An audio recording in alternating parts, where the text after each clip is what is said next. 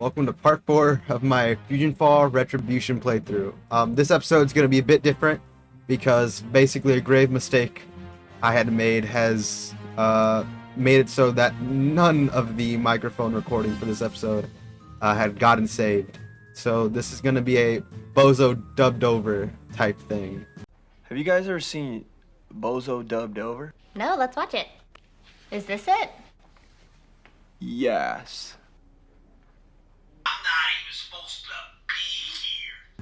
And I'm really sorry about that, as the original plan for this video was to be a sort of a special one, because this is not only the first time I've gotten a series to part 4, but it's also the 10-year anniversary of the channel on the day I'm recording this.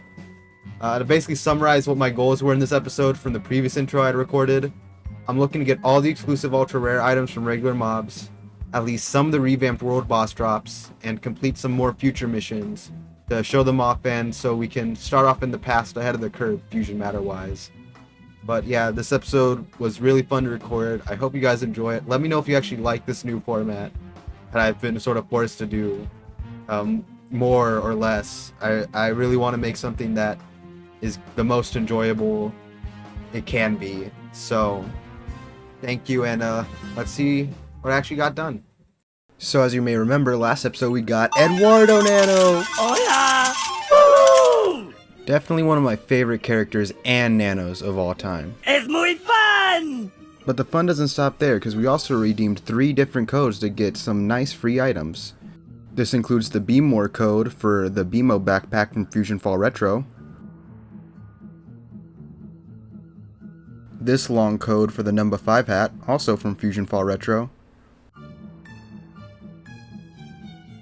and finally the code In My Element, which was added in Retrobution and gives you the Demon Cat hood. Fun fact, this item is originally from the Academy version of Fusion Fall, but was retextured to fit the original game's aesthetics and added to Retrobution. No más, se lo suplico! Yeah, the original texture is a bit rough. But now equipped with a new hat, we finally get to complete the mission Protocore Chore Part 2 of 2 from last episode. As much as I hate doing Mandark's bidding, it's pretty worth it for his dialogue alone. And after we get the Protocore's Ion Shield from the Sewer Creepers, and its Phosphorescent Coil from the Petroleum Punks, we can finally turn in the mission to Mandark, right? Well, he's all the way in Genius Grove, so first, let's get the mission Meet Mandark from this Mandroid outside Delightful Developments real quick. It's pretty easy fusion matter, because all he wants us to do is meet the world's greatest genius, Mandark. Dexter! Mandark! Number 2! Professor Utonium! Mandark? Well, actually, we're going back to Goat's Junkyard first. I'm now armed with an Endsville Slugger, and that means now that I finally got a better melee weapon, I'm ready to do some missions for Samurai Jack, and hopefully bag all the best normally dropped level 4 gear along the way so I can take on the future's tougher challenges. Basically, Samurai Jack needs someone who can jump good to get atop Magus and see if there's any chance of freeing him from his fusion matter prison. And that starts Jack and the Giant Robot. With number 2, getting over there safely is no sweat. Having more movement options early on is really game changing, and it's going to be even better in the 3.0 update. But going back to the mission, once we reach Magus's feet, Jack asks us to scale him, and he does not have to tell me twice, because going atop Magus is one of the coolest things ever. And even better, I got one of the items I was looking for, the Bullhorn Boomstick. In Retrobution, rockets are really good, so obviously I instantly equip it. I'll show you how to use one later. Technically the mission objective completed before reaching the tippy top, but I'm a big fan of Magus XLR, so you know I had to be up there. In fact, a lot of us on the Retrobution development team are big Magus XLR fans, and you can kinda tell based on something we'll look at later when we're in the past. But anyway, I take this cool zip line from Magus's hand to the exit of the infected zone. And from there, we get to turn in Jack and the Giant Robot. Though your efforts were noble, I'm afraid that the Magus robot is incapacitated for now. We will have to continue on our own. Thank you for your assistance. It seems as though we will not be able to free him this day, but hope is not lost. I will continue to protect this area until we can figure out another way to defeat Fuse. Thank you. And from there we get to accept the subsequent mission, Raptor Rampage. And the reward is another one of the items I wanted, a better melee weapon. Jack wants us to defeat some Motor Raptors because he thinks they're taking technology from the junkyard. Now let's learn how to use a rocket weapon. They aren't auto-aim. They have a projectile that must collide with an enemy, and if it doesn't before a certain amount of time, it'll blow up on its own. You always want to be as far away as possible to try to send out a rocket that'll hit an enemy right before it would have exploded anyway, so you can get that 200% damage boost. If you didn't read that pop-up earlier about Retribution's rocket buff, because Fusion Fault fans can't read, basically Retribution made it so there's a damage boost to a rocket's projectile based on how far that projectile travels before exploding, up to a 200% damage boost. Now that you've got a handle on rockets, I'm gonna need a break, so let's hand the reins over to someone else for a bit. I love killing fusions! When getting crates is possible! I'm taking over the video now. It's mine! It's my video! It's mine now! So, now that we've completed Samurai Jack's mission, thanks to you, we've recovered an atomizer for future soldiers. Had he gotten his hands on that, results could have been disastrous. Like the one from TF2? What? An atomizer. This is a deadly device in the wrong hands. Thank you for recovering it. We must remain ever vigilant around here, or Fuse could gain an even greater advantage. Okay. Well, at least we got the Proton Metamace. Ain't that a rare item? And I guess I'm just a high roller, baby, cause whoa! Yeah! Who won the lottery? I did!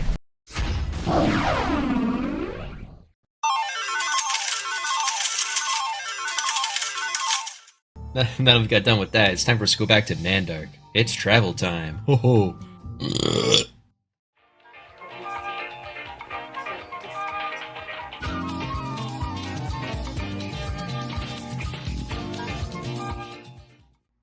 Alright, Mandark, what's up? Mission complete. Seek the robot called Larry 3000 to repair the time machine. So says Mandark, world's greatest genius. World's greatest genius? Yeah, right. It was... The time machine still requires repair? Allow me to offer a solution. You must find the time-traveling robot called Larry 3000. And we got another one. Okay, Protocore chore. Thanks to you, my protocore is restored. Now get back to saving the world. Can't you see I'm busy?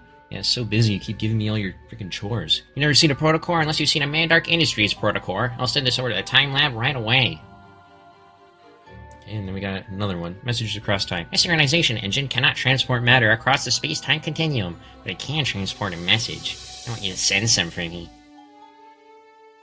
You must find a time-traveling robot called Larry 3000. I'd inquire about his location myself, but it'd be a waste of my superior intellect. Superior intellect, you make me do all your chores for you. Anyways, we got 2 new missions. Let's go to the wormhole first, because it's closer. Send a message to Dexter, my arch-rival. Okay, and then, yeah, we go ahead and do that. And we gotta go back all the way to the cul-de-sac. So, yeah, it's travel time again.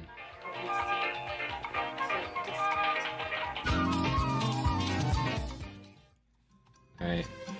I gotta put the message in this one.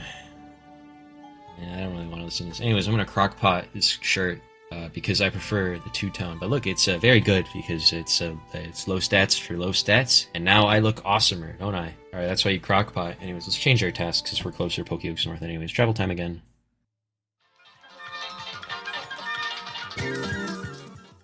All right, here's number 5.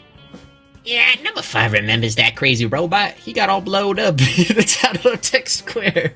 We gave his parts to Eddie, that kid in the cul-de-sac. Talk to him. Oh, we were just there. No. Sure, I remember that junky robot. He was worthless. I threw him into a salvage yard. Then you can find some of his parts. Go ask Samurai Jack. Yeah.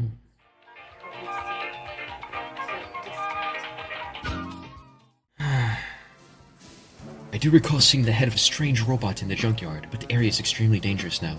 I recommend defeating some toxic spawns to ensure the retrieval goes smoothly. Okay, well, time to beat up some toxic spawns.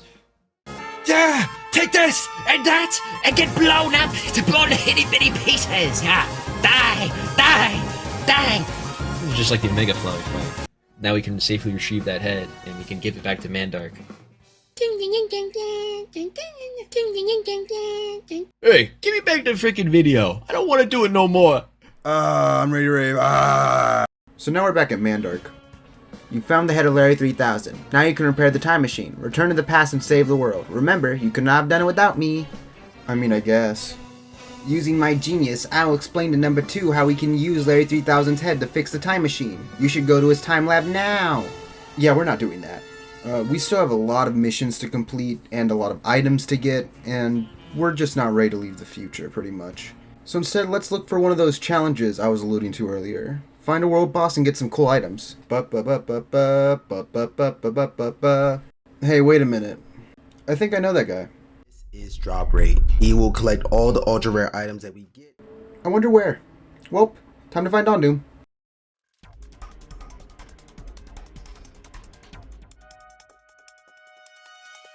But we did find that character again.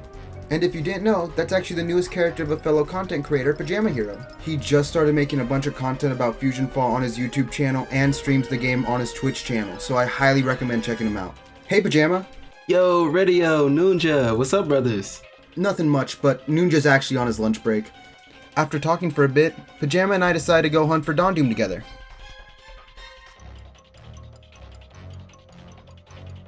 After our unsuccessful quest for Dondoom, we decided to hit up Peach Creek Estates to see if Bad Max, the other world boss, was up.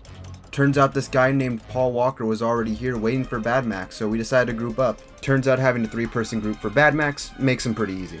Especially with the tools in our arsenal like rockets, melee, and drain. So yeah, that's our first ever world boss on this character. So what did we end up getting? A brand new Bad Max Concussor. In the original game, the Bad Max Concussor was just a copy of the Red Leviathan. However, in Retrobution, several of the world boss drops in the future were revamped to have brand new textures to make them unique. I actually made these retextures myself, and I gotta say, the Bad Max Concussor one is one of my favorites that I've ever done. I'm super happy that it's the first one I got. But that's pretty much all for me today. I had a ton of fun recording and editing this video. Although this isn't the style of video I want the playthrough to be, I can definitely see this style of video returning in some other form. I appreciate any support on this playthrough that I can get, and please let me know your thoughts on it. Huge shoutouts to PajamaHero, Noonja Stalwart, and of course, Paul Walker. Make sure to check out Pajama's channel in the description below. He just uploaded a video where he opens crates from 1,000 fusion spawns. And he's gonna make another video soon where he opens a bunch of crates from the world bosses in the future. Anyway, that's been episode 4, and I'm sorry for the weird form this video had to take because of my mistake. But again, I hope you enjoyed it, and I hope you look forward to episode 5. See you guys later.